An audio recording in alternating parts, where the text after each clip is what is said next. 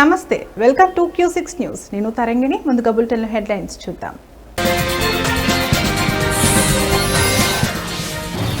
రేపు మోడీ అధ్యక్షతన కేబినెట్ భేటీ. ఆపరేషన్ సింధూర్ తర్వాత తొలి సమావేశం.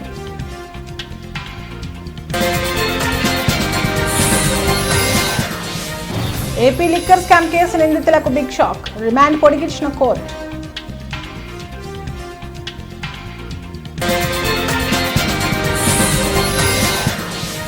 తుని కేసు విషయంలో ఏపీ ప్రభుత్వం కీలక ప్రకటన. కేసును రీఓపెన్ చేసే ఉద్దేశం లేదన్న ప్రభుత్వం.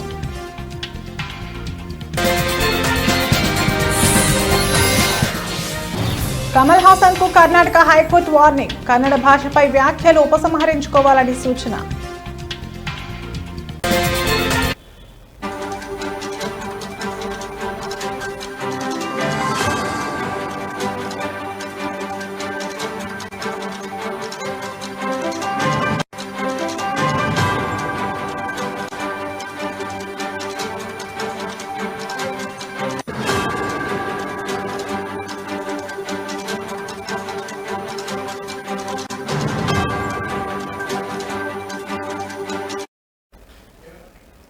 Breaking news. కేంద్ర మంత్రి మండలి సమావేశం రేపు జరగనుంది. సుదీర్ఘ కాలం తర్వాత కేంద్ర మంత్రి మండలి సమావేశాన్ని ఏర్పాటు చేశారు. సుష్మా స్వరాజ్ భవన్ లో ప్రధానమంత్రి నరేంద్ర మోదీ అధ్యక్షతన ఈ సమావేశం జరగనుంది.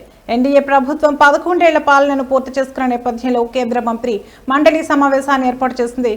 ఈ నెల 9వ తేదీతో ఎన్డీఏ ప్రభుత్వం మూడోసారి అధికారంలోకి వచ్చి సంవత్సర కాలం పూర్తవుతుండటంతో పాటు ఆపరేషన్ సింధూర్ నేపథ్యంలో జరుగుతున్న కేంద్ర మంత్రి మండలి సమావేశానికి ప్రాధాన్యం ఏర్పడింది.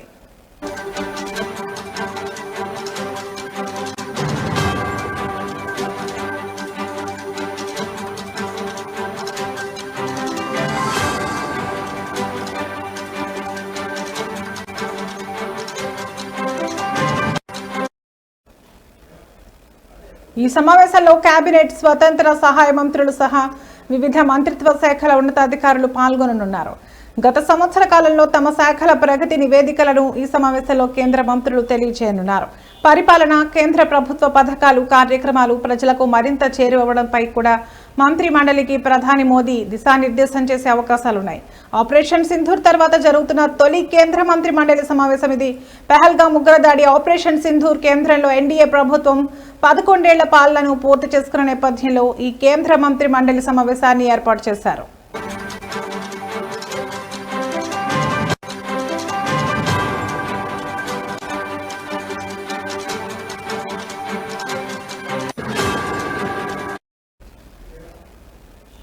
కొత్తగా కేబినెట్ ఏర్పాటు చేసిన తర్వాత మొదట్లో ఒకసారి మాత్రమే నిర్వహించారు. అందరికీ పరిచయ కార్యక్రమంలా ఈ సమావేశాన్ని ఏర్పాటు చేశారు. తాజాగా ఇప్పుడు ఎన్డీఏ ప్రభుత్వం 11 ఏళ్ల పాలనను పూర్తి చేసుకున్న నేపథ్యంలో కేంద్ర మంత్రి మండలి సమావేశం జరుగుతోంది. సహజంగా ప్రతి బుధవారం కేంద్ర మంత్రివర్గ సమావేశం జరుగుతుంది. కానీ 4-5 నెలలకు ఒకసారి మాత్రం కేంద్ర మంత్రి మండలి సమావేశం జరుగుతుంది. సుదీర్ఘకాలం తర్వాత జరుగుతున్న ఈ సమావేశానికి ప్రాధాన్యత సంతరించుకుంది.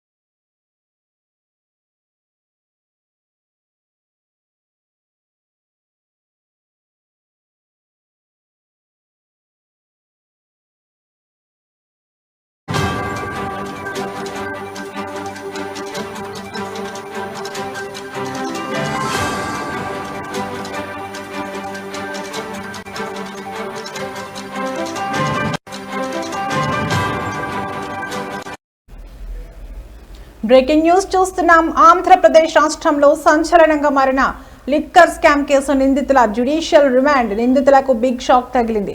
నేటితో వారి రిమాండ్ ముగియడంతో ఏసీబీ కోర్టులో హాజరుపరిచారు. ఈ క్రమంలో ఈ నెల 17 వరకు వారి కస్టోడియల్ రిమాండ్ను కోర్టు పొడిగించింది. కోర్టు ఆదేశాలతో జైలు అధికారులు 7 నిందితులను విజయవాడ జిల్లా జైలుకు తరలిస్తున్నారు. వైసీపీ ప్రభుత్వ హయాంలో లిక్కర్ పాలసీలో మార్పులు చేసి వేల కోట్లు అవకతవకలకు పాల్పడ్డారనే ఆరోపణతో కూటమి ప్రభుత్వం సిట్ను ఏర్పాటు చేసింది.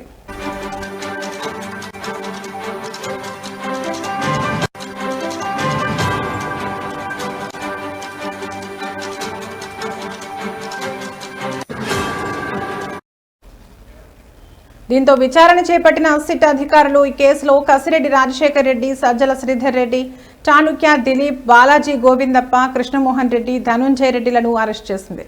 కాగా ఇదే కేసులో మే 20న వారి కస్టడీని కోర్టు పొడిగించగా ఈ రోజు మరోసారి 14 రోజుల పాటు రిమాండ్ను పొడిగించింది. దీంతో 7 నిందితులు ఈ నెల 17 వరకు జైల్లో ఉండనున్నారు.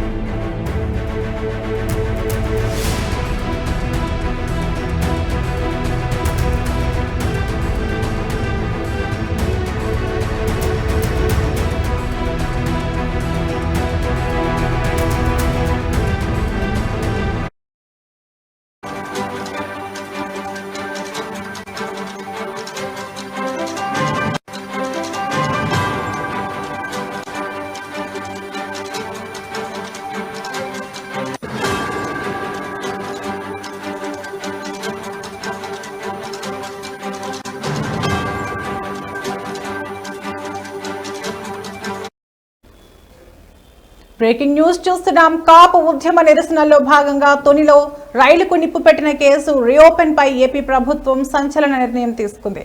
తమకు ఈ కేసును రీఓపెన్ చేసే ఉద్దేశం లేదని, తిరిగి విచారణ చేయాలని హైకోర్టులో పిటిషన్ వేసే ఆలోచన కూడా లేదని ఏపీ ప్రభుత్వం ప్రకటించింది. అలాగే సున్నితత్వ విషయాల్లో అలసత్వం వద్దని, తుని కేసును మళ్లీ విచారించే ఆలోచనను వెంటనే విరమించుకోవాలని అధికారులకు ఏపీ ప్రభుత్వం ఆదేశాలు ఇచ్చింది. 2016 జనవరి 31న కాపు సామాజిక వర్గానికి రిజర్వేషన్లు కల్పించాలని డిమాండ్ చేస్తూ కాపు ఉద్యమ నాయకుడు ముద్రగడ పద్మనాభం ఆధ్వర్యంలో తూర్పుగోదావరి జిల్లాలోని తునిలో కాపు గర్జన బహిరంగ సభ జరిగింది.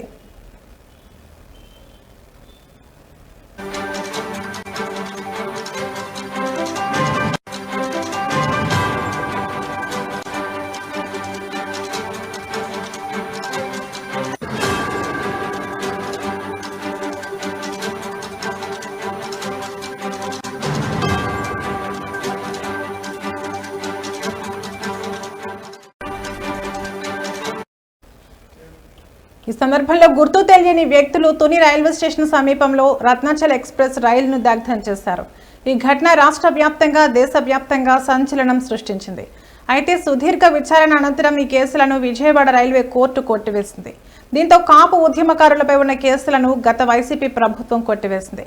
అయితే ఈ కేసులపై తాజాగా కూటమి ప్రభుత్వం దృష్టి పెట్టి వెంటనే ఈ కేసుపై హైకోర్టులో అప్పీల్ చేయాలని పీపీని ఆదేశించగా ఈ మేరకు హోంశాఖ ముఖ్య కార్యదర్శి విశ్వజిత్ ఉత్తర్వులు జారీ చేశారు. కాగా ఈ నిర్ణయంపై పెద్ద ఎత్తున వ్యతిరేకత రావడం సున్నితమైన అంశం కావడంతో కూటమి ప్రభుత్వం యూటర్న్ తీసుకున్నట్లు తెలుస్తోంది.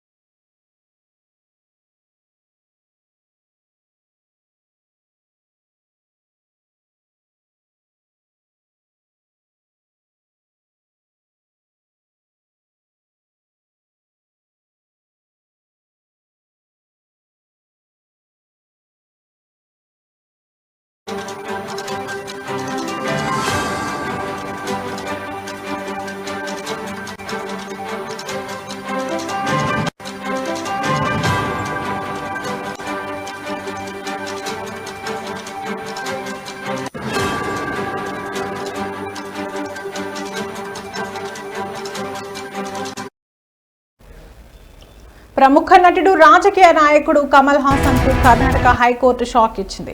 కన్నడ భాష తమిళం నుంచే పుట్టింది అంటూ ఆయన చేసిన వ్యాఖ్యలపై కోర్టు మండిపడింది. భావ ప్రకటన స్వేచ్ఛను, ఇతరుల మనోభావాలను దెబ్బతీసేలా దుర్వినియోగం చేయవద్దని హెచ్చరించింది.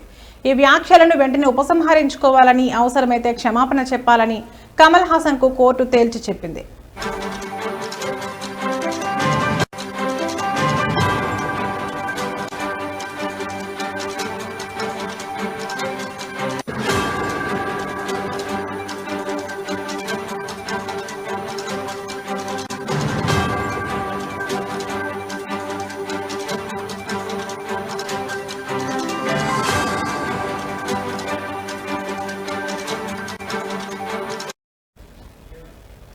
మీరు సామాన్యులు కారు, మీకు వాక్ స్వాతంత్రం ఉంది, కానీ ఇతరుల మనోభావాలను గాయపరిచే హక్కు లేదు. ప్రజల మనోభావాలను దెబ్బతీసేంతగా ప్రాథమిక హక్కును వినియోగించుకోలేరు. ఇప్పుడు మేము ఈ విషయాన్ని మీకే వదిలేస్తున్నాం.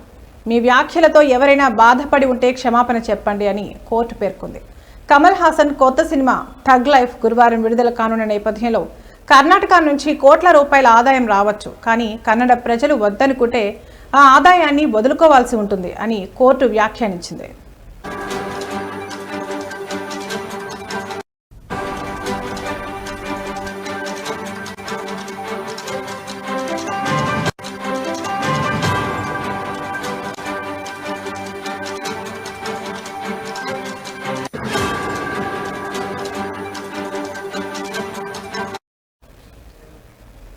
తమిళనాడులో అధికార పార్టీ డిఎంకే మద్దతుతో కమల్ హాసన్ రాజ్యసభలో అడుగుపెట్టనున్న విషయం తెలిసిందే. అయితే తన తాజా చిత్రం థగ్ లైఫ్ ఆడియో రిలీజ్ ఫంక్షన్లో చేసిన వ్యాఖ్యలు వివాదాస్పదంగా మారాయి.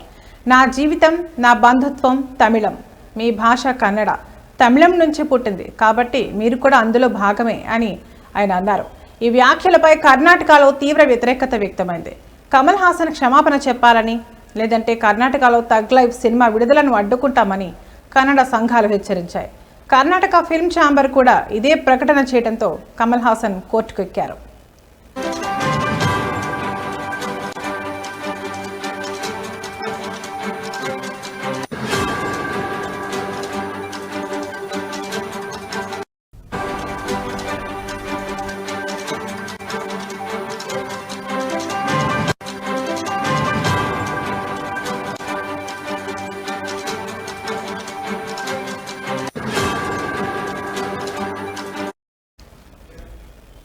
కాగా Kamal Haasan cinema tug life విడుదలను కర్ణాటకలో అడ్డుకోవద్దని కోరుతూ దాఖలైన పిటిషన్పై కోర్టు విచారణ జరిపింది. ఇప్పటికే Karnataka film chamber of commerce KFCC సోమవారం ఈ సినిమా ప్రదర్శనను రాష్ట్రంలో నిషేధించింది.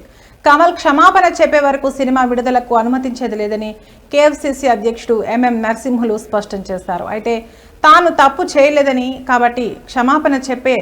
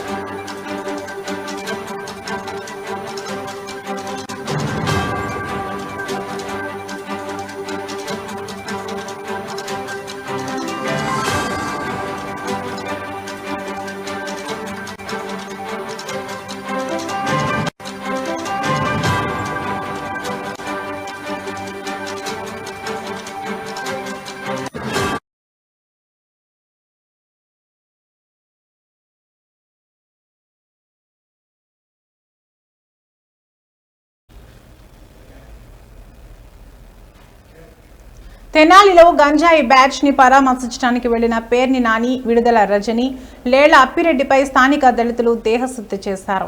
అసాంఘిక శక్తులకు సహకరించడం ఏంటని, వాళ్లు చేసిన అరాచకాలు చాలా ఉన్నాయని, వాటికి మీరు సహకరిస్తారా అంటూ అరుస్తూ వారికి దేహశుద్ధి చేశారు.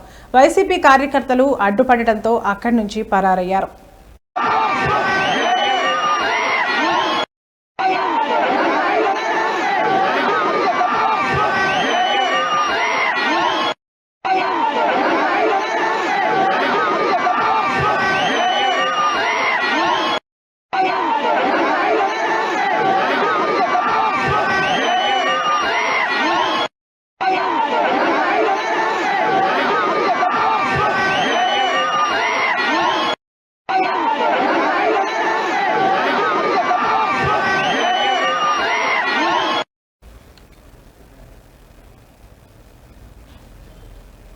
Central water power research station సైంటిస్టుల బృందం సభ్యులు శ్రీశైలం డ్యాం వద్దకు చేరుకున్నారు. డ్యాం ప్లంజ్ పూల్ పై 3 రోజుల పాటు సర్వే చేయనున్నారు. గత నెల 20న వారు డ్యాం భద్రతకు సంబంధించి పలు అంశాలపై అధ్యయనం చేసిన విషయం తెలిసిందే.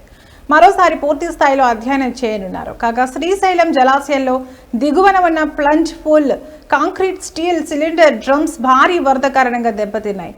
దీంతో భారీ గుంత ఏర్పడటంతో డ్యాం సేఫ్టీపై కొద్ది రోజులుగా ఆందోళనలు మొదలయ్యాయి.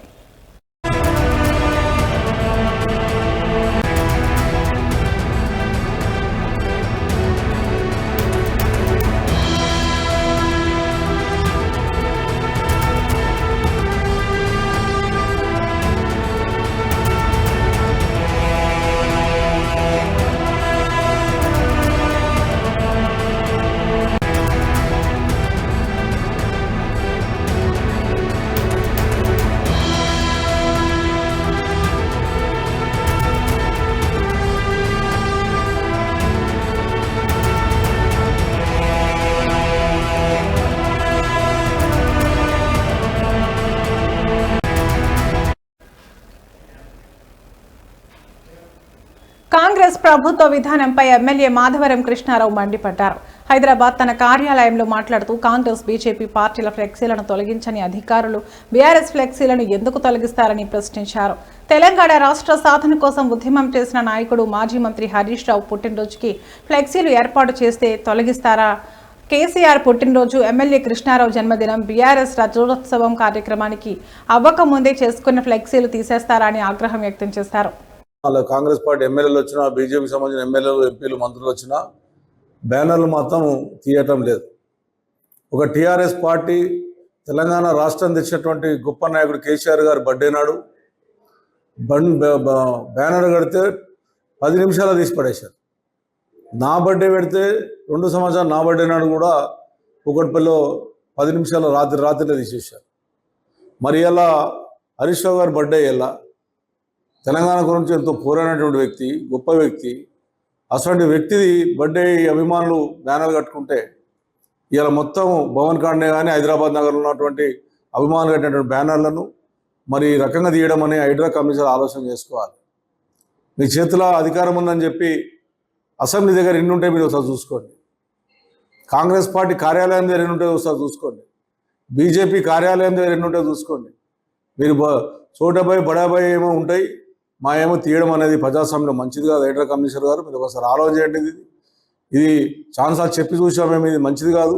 అందరికి ఒక న్యాయం చేయాలి తప్ప మీరు ఒక పార్టీకి ఒక న్యాయం, ఒక పార్టీకి ఒక న్యాయం చేయడం అనేది దుర్మార్గమైన విషయం.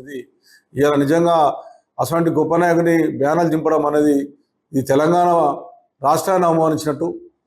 అందరికి ఒక న్యాయం ఉన్నప్పుడు మాకు ఆ న్యాయం చేయాలి తప్ప మా బ్యానర్లు చూస్తే 20 పనులు తీయడం.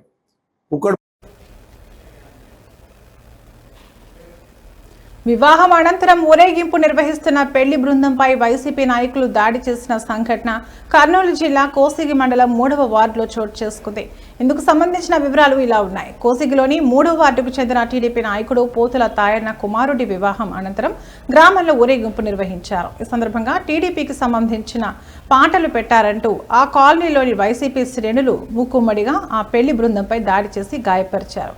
దీంతో బాధితులు పోతుల నరసమ్మ, పోతుల తాయన్న, పోతుల నాగరాజు ఫిర్యాదు మేరకు పోలీసులు కేసు నమోదు చేశారు. వైసీపీకి చెందిన పెండేకంటి లోకారెడ్డి, రాజశేఖర్, గోవిందు, శ్రీరాములతో పాటు మరికొంతమంది తమపై దాడి చేసి గాయపరిచారని, మహిళల మెడల్లోని మంగళసూత్రాలు, బంగారు చైన్లు లాగేసుకున్నారని వారు ఫిర్యాదులో పేర్కొన్నారు.